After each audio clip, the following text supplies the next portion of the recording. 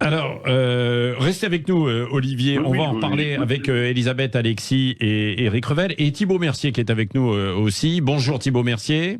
Bonjour. On veut les noms. Hein. Après un dîner, il y a eu ce hashtag. Hein. Évidemment, on en a parlé avec Elisabeth tout à l'heure. On va en reparler dans un instant. Dans quel cas le parquet de Paris, par exemple, pourrait ouvrir une enquête ? À partir du moment où il considère qu'il y a eu quelque chose d'illégal qui a été fait, le parquet peut ouvrir une enquête. Oui. Là, il s'agit de savoir si ce qu'ont fait les participants et l'organisateur est illégal.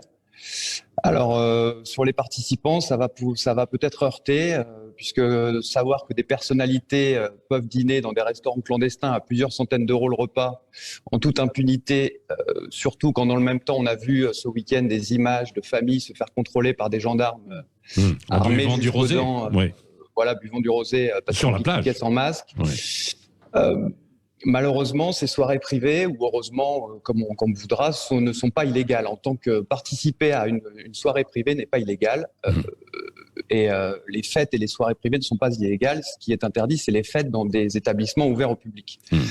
Donc quand Marlène Schiappa nous dit que les ministres qui ont participé, elle veut qu'ils aient des amendes et qu'ils soient pénalisés comme n'importe quel citoyen, ce que risquent ces participants, c'est une contravention de 38 € pour non-respect des gestes barrières, ou alors 135 € d'amende pour non-respect du couvre-feu. Mais pas grand-chose, finalement. Mais, oui, c'est vrai. Et Thibault Mercier, si, par exemple, ils ne sont que 6 autour de la table, puisque on a édicté cette règle, hein, qui n'est pas forcément dans la loi, mais par les autorités il y a quelques semaines, qu'est-ce que vous pouvez y faire ? Pas grand-chose, quoi, si ?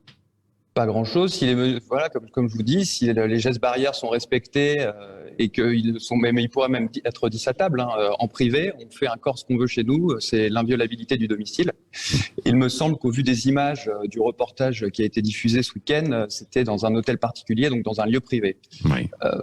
Alors après, il pourrait y avoir peut-être des sanctions pour l'organisateur, puisque l'enquête a été ouverte pour mise en danger de la vie d'autrui et travail dissimulé.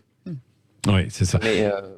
Oui, c'est pas si évident que ça au niveau, évidemment, des enquêtes, d'autant que si ce ne sont pas des établissements, des restaurants, oui, c'est plus compliqué parce que c'est de la vie privée. Tout à fait. Et alors, je pense qu'on peut quand même noter une certaine hypocrisie de Gérald Darmanin quand il demande d'ouvrir une enquête pour mise en danger de la vie d'autrui, parce que il sait très bien que ce délit de mise en danger de la vie d'autrui, il n'est pas applicable au non-respect des mesures de la crise sanitaire. Et il le sait parce qu'il y a eu une note du ministère de la Justice qui a été publiée il y a 1 an maintenant, qui disait que ce délit n'était pas applicable parce qu'en fait, il faut qu'il y ait exposer autrui directement à un danger de mort imminente ou de blessure imminente. Évidemment, au vu des données épidémiologiques connues, cette condition n'est pas remplie. Donc il y a une certaine hypocrisie du gouvernement là. Oui, oui. Elisabeth Lévy, Alexis Poulain, Éric Revel.